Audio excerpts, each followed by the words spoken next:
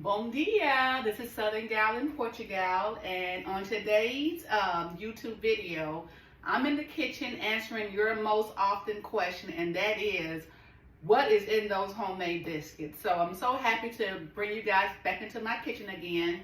This morning we're making homemade biscuits, and I want to kind of share some of the techniques that my grandmother did. I thought she made the best biscuits, and her biscuits were very unique in that they were very tender. They still had a little bit of moistness to them, but they also had some of the nice flakiness on the outside. So I'm going to be sharing what is her secret ingredient. For those of you guys that may not know, I had the great pleasure of being interviewed for Good Morning America last year, June 18, 2024. You can look it up online about expats that were flocking to Portugal. And I was one of the guests who was featured during that show. And I was able to actually share my grandmother's homemade biscuits with the crew that came and filmed. And it also got many shout outs from Robin Roberts and Michael Strahan. So Michael, if you want to know what's in them biscuits, you're about to find out right now. And for all of you other guys that also wanted to know, I will be sharing. I also do biscuit making classes, so if you ever want a more hands-on experience, I do offer that as well. But let's get into these biscuits. So I've already started the process to kind of streamline things this morning. I have my flour, my baking powder, a little bit of sugar, a little bit of salt. Of course, the sugar is optional. I like to use self-rising flour. And if I do that, I only add 1 tablespoon of baking powder. But this morning, I end up using all-purpose flour. So I end up using 2 tablespoons of baking powder. The baking powder is what gives the biscuits its rise. So you want to make sure that you use baking powder, not baking soda. So I already got it in my bowl, as you can see, and I've already stirred it around. I like to go ahead and give it a good stir around again with my gloves. I'm using gloves this morning because I want to save time between washing my hands. I'll be changing my gloves out as I'm doing different techniques. So just want to make you aware of that. And I also have already crumbled in my butter, and my vegetable shortening is already in this bowl as well. That's where you see the little lumps in here like this. You want to get it where it's more of a pea size. I'm not actually giving you the recipe in this moment. I'm giving you more of the techniques, but I will be sharing the recipe in a cookbook. But I want to just get to the secret ingredient that makes these biscuits amazing. So I've already prepped that, right? So now I'm going to make a little well in the middle of my bowl. And I cook biscuits so much, I literally could do this blindfolded. But for here, you're supposed to use buttermilk, but I'm in Europe. So this is my buttermilk substitute. I love kefir.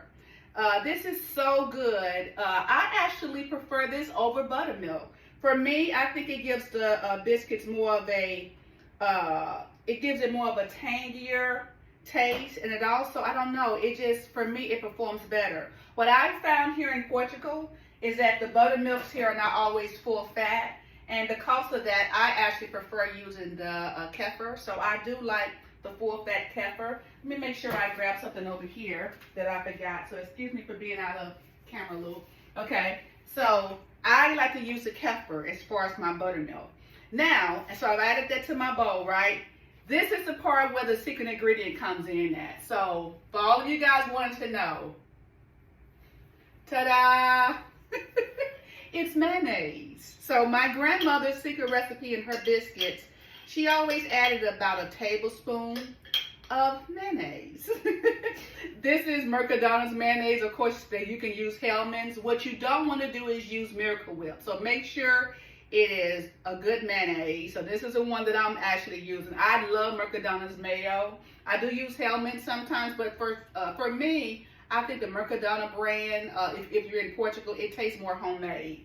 So I'm about to use, my grandmother used a tablespoon, but this is about how much mayonnaise you want. Don't let this scare you. And trust me, you will not taste the mayonnaise in this. So that was her secret ingredient. She used mayonnaise and she mixed it in, as you can see. I don't know if you can see. She mixed it in. She worked it in with her buttermilk. So as I'm doing right here, I'm just taking the mayonnaise. You don't want to mix the mayonnaise in with the flour. You want to make sure that you work it into the buttermilk. And I'm just taking my time. I know some people stir their biscuits when they make it. My grandmother, she always worked her hands in her biscuits. And all I'm doing is just making this motion like this.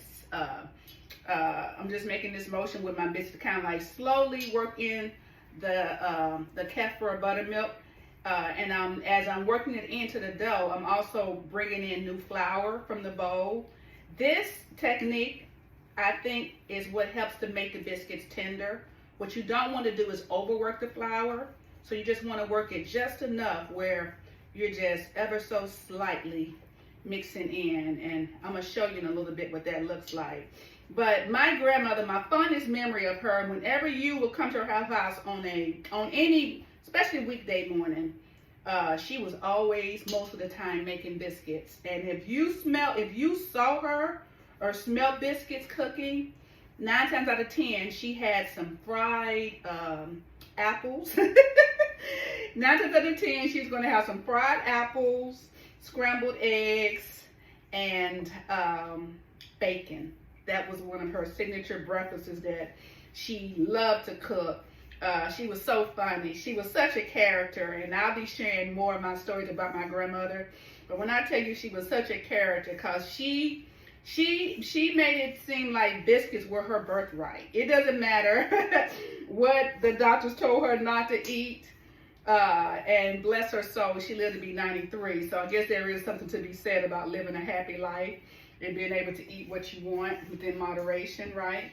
So, but she was such a character because whenever she wanted, as she would say, sustenance, I need some sustenance. You know, she didn't make her a smoothie. When my grandmother said she needed sustenance, she needed her some homemade biscuits. And it's funny how we're now, I find myself sometimes when I'm either missing family, being abroad, or I have those mornings where I just want something very good to eat. I'm like, I need some sustenance. I need to, I'm going to make me some biscuits. So I'm going to change my gloves out. The reason why I like to use gloves, because biscuits are so messy to make. It is not one of those things, it's not one of those processes where it's always just easy. As far as, especially when you're doing it live, right? When I mix it in, it's very sticky. The dough can be kind of sticky, and that's okay. What you do, whenever you mix in with your dough, and if your biscuit dough is a little bit sticky, I'm going to show you what I do so that it doesn't stick to your fingers much. And you definitely want to make sure it's not as sticky before you empty it out on your board and pat it out to make the actual biscuit. So I'm going to put a little bit of flour in here just to dust my hands. I'm going to dust my hands with this, and I'm just slowly, and then I'm going to go ahead, you see a cup right here. I already have some flour that I already have in a cup to make it easier. I like to use my little measuring cup, and because this is a biscuit cutter, so I like to just kind of like dip my biscuit cutter in this little cup of flour. So I always have it on the side. And then I'm going to get ready to dump the dough. So this is the biscuit dough, as you can see. I know it doesn't look like a lot, but in this, I usually make about 8 biscuits at a time. So this is it. I got the biscuits out. Now, to knead with a roller or not, my grandmother rarely used a roller to make biscuits. And I make biscuits so much, so I just gotten down the technique of not actually using a roller. And because I'm making such a small batch, it really doesn't make any sense to mess up a roller to have to clean. So this is what it looks like, the biscuits. I'm just kind of like rolling it, kind of like making sure that when I get ready to cut them out that they won't stick. And when they well, this looks like that. I want the dough to look a little bit smooth. It is going to have some little lines and bumps, so don't worry about your dough being all uniform making. That's what makes it rustic. Rustic cuisine, Southern charm is my slogan. And I like to use the word rustic because if it don't turn out looking pretty, If it don't turn out looking pretty, that means because it's rustic. So rustic cuisine, Southern charm. It doesn't have to look pretty as long as it tastes good. So I have my biscuits cut out. You can kind of like see the thickness. I don't like my biscuits too thin, and I don't like them too thick. So I would say maybe about an inch or 3/4 of an inch is what I like to keep my biscuits. And then I'm gonna go through and cut them. See how beautiful that is? And then just put them on my pan. I'm just gonna go through. Usually on a good day, I can get about 8 biscuits. And usually when I'm working with the dough, I can tell whether or not these gonna be some good biscuits today. These, I don't know. Because like I said, I prefer to use self-rising flour, but today I end up grabbing the all-purpose. But originally, most biscuit recipes call for self-rising, so it would be okay, whichever flour that you use. Just making sure you adjust your baking powder.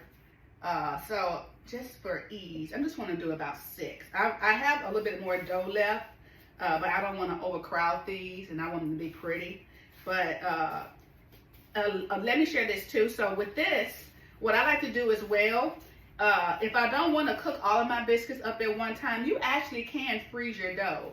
So keep that tip in mind. I'm going to go ahead and cut these. I may just put these on a smaller cookie sheet, but I'm going to go ahead and cut these and put these on the side because you can actually make up your biscuit dough. It's like you buying frozen biscuits in the store, right? Anyway, so you can actually do this. Make up your biscuit dough, cut them like this, put them on a piece of parchment paper, and then freeze your biscuit dough.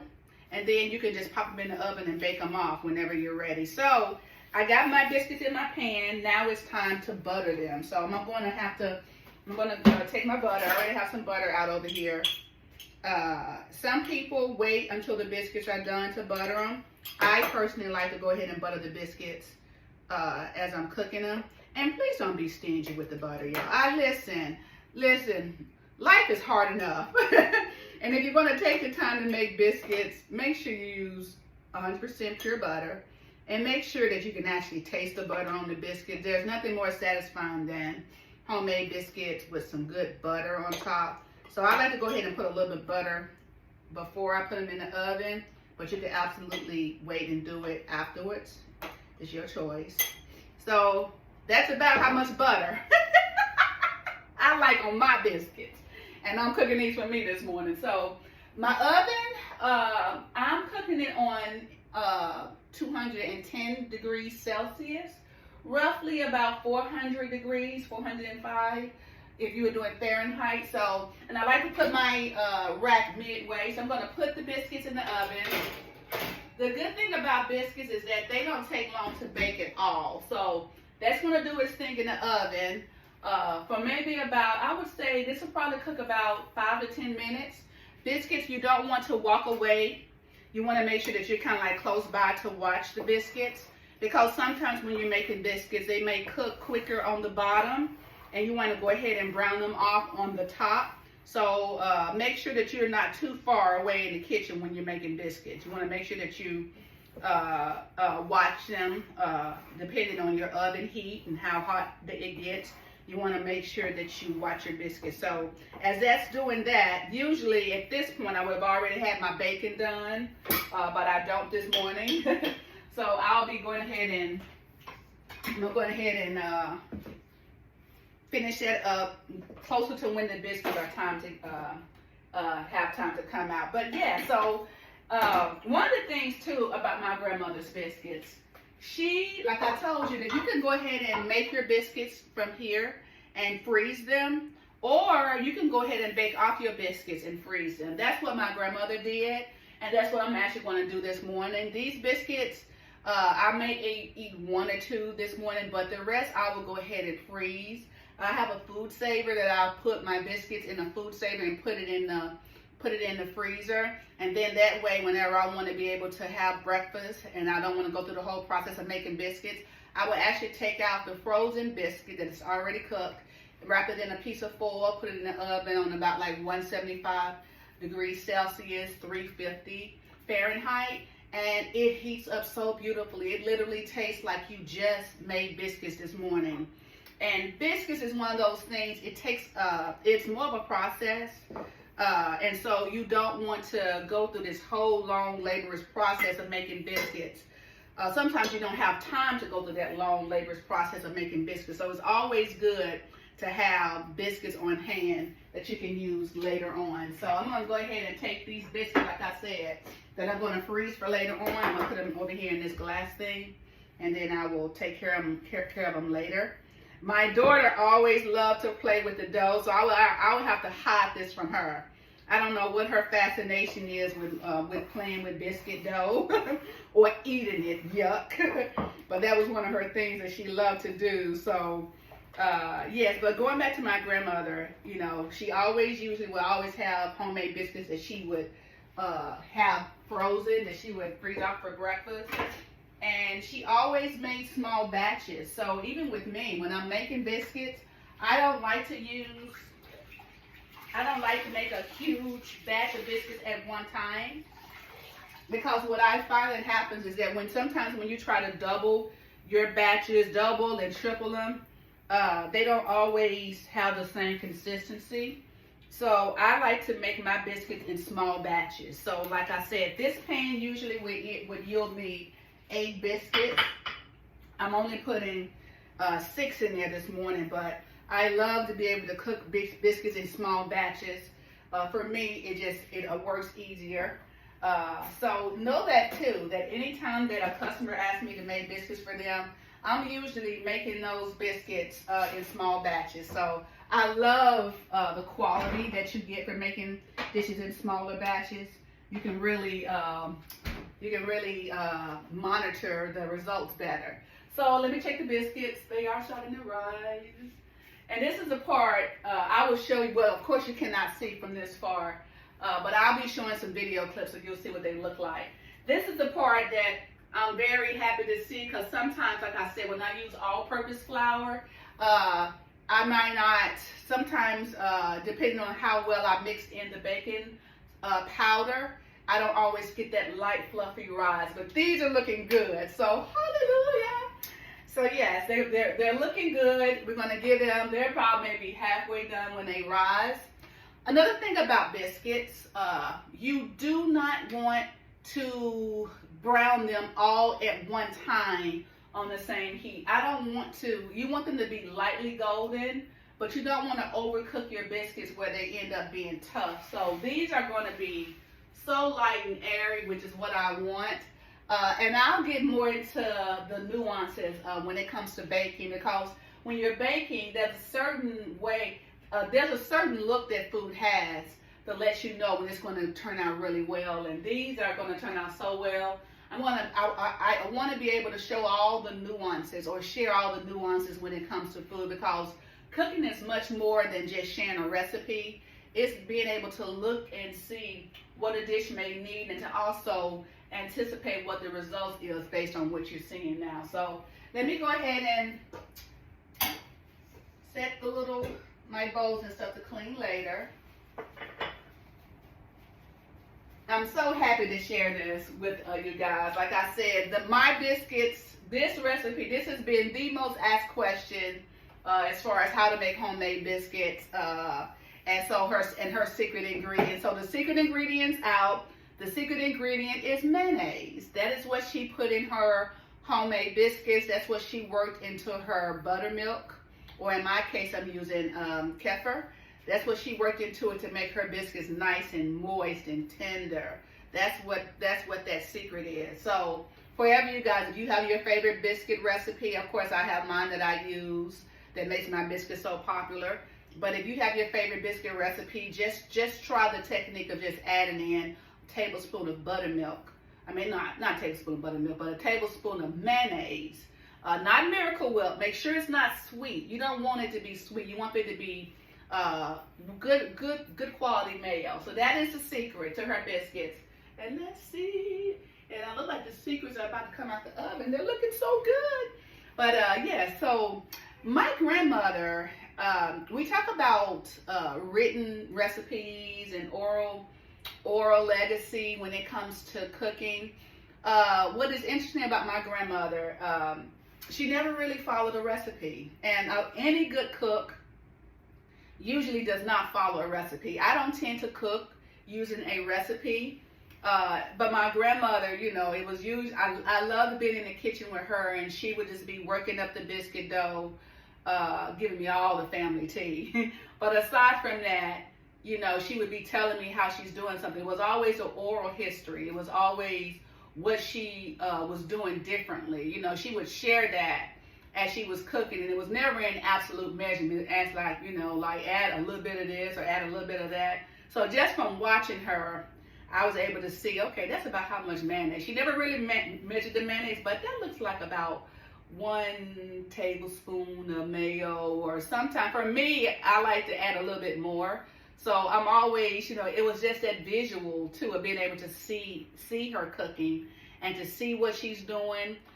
Even because if she may have missed a step, I was able to kind of like watch and see how she was bringing the dish together. But the written history is very important with cooking when you're passing down generations of recipes, but also the oral history. So make sure, you know, your mothers, your grandmothers, your aunties, whoever it was in your family who was a great cook, make sure that you get the oral history from them. And I know for me, sometimes I have a couple of videos with my grandmother. I captured her in the kitchen cooking, and there are times when I miss her, and I can just resort back to those videos and hear her voice and watch her hands cooking. And sometimes when I'm in the kitchen cooking, it's like my hands look like her hands when I'm making up the dough or cooking something, or when she'd be cooking and she said, this is going to be showing up good. I find myself doing some of the same, or having some of the same mannerisms that she had. So it's so much beautiful nostalgia and history that comes in being able to watch your relatives cook and to actually accept the invitation to come in the kitchen. So for you younger people, don't decline the invitation from your ancestors, from your mothers, from your grandmothers. Don't decline that invitation to get in the kitchen with them. You never know the magic that you might discover. So let's see. We'll check on the biscuits. Oh, they're looking good. So I'm going to give them a little bit more time. Let me also share this. I wanted to share as far as what I use as far as the shortening. So I told you guys that I use kefir for the buttermilk. This is what I use for the actual biscuits as far as the vegetable shortening. This is what I use right here. It's so good. So it is a vegetable shortening that comes in a block. It's not like Crisco where we come in, where in the States it's more white and in a tub. I actually think my biscuit game is so much better here in Europe. This is what it looks like, the color. So it's more of a yellowish color, almost the color of butter. So you know, as far, I ain't got to tell you how amazing that the results are if you're making biscuits or homemade pie crust, or pies, cakes, whatever. If you're making crust, or if you're making cakes, you're making biscuits. This is what I use. This is I always keep this in my fridge, and I always keep blocks of this in my fridge, and also good quality blocks of butter. So that is the shortening that you would want to use. Bakeru, I think it's the correct pronunciation of it. And like I said, as far as the kefir, let me show you that again. You can use buttermilk, but when I tell you I keep kefir, and I love Mercadona is where I get my kefir, just a natural kefir. Don't get the ones that's sweetened or the one that have any other flavor to it. Just make sure that it's a natural kefir. This is what I use.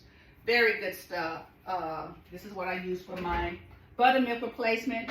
I'm using it in biscuits, but also when I'm cooking, when I'm making fried chicken, I actually marinate my chicken in kefir. That's also another tip. I use it literally any place that I use buttermilk, I use kefir. I know some people say, well, you can use apple cider vinegar or lemon juice and water, and I said, I do not put that in my biscuit. So in some recipes you might can get away from it, but it's not actually the best when it comes to actually if you're making biscuits and stuff, I prefer to use something that's more of a cream base. I don't like, of course, I'm sure you can probably get away with it in a pinch, but why when you have the perfect substitute? And that's another thing about cooking is finding good substitutes that you have that are accessible to you. Because being here in Europe, we don't always have the accessibility of certain ingredients. Or sometimes it's certain times of the year where certain ingredients are available, whereas sometimes a year that they are not. So being able to use what is accessible to you, I've really had to be creative and reinvent how I cook, and also being able to use what I had at my disposal when it comes to cooking. So I'm so happy that I'm able to make the homemade biscuits and making my own cornbread mix to make, skillet cornbread and everything. I'm so happy that I was able to learn some good substitutes on how to do that. So perfect, the biscuits are done. And this is what they look like. And I wish you could see this. Let me come a little bit closer. This is what they look like. Oh, they look so good. Oh my God. And what I like about these biscuits, in true my grandmother's form, you see how nice and lightly the bottom is? Oh, I almost burnt myself. But you see, so the top, you don't want it to be, too brown. This is about the right brownness that you want. But oh, I wish you could have smell-o-vision. This looks so good. So these are the biscuits. They are done. I'm going to let these cool. I'm going to make me some bacon, and I'm going to fry me up some little apples, cook me an egg. This is going to be my breakfast this morning. So there you have it. Perfect biscuits. Let me also show you this. Let me show you. You see how, let me show you this a little bit close up front. This is what I say, the effect of the mayonnaise. Do you see how moist? You see how, I mean, have you ever, do you see? Do you see what I'm talking about? So this is the one that I'm biting into. I won't put that back in the pan. But that moistness, that's what you get when you use the mayonnaise.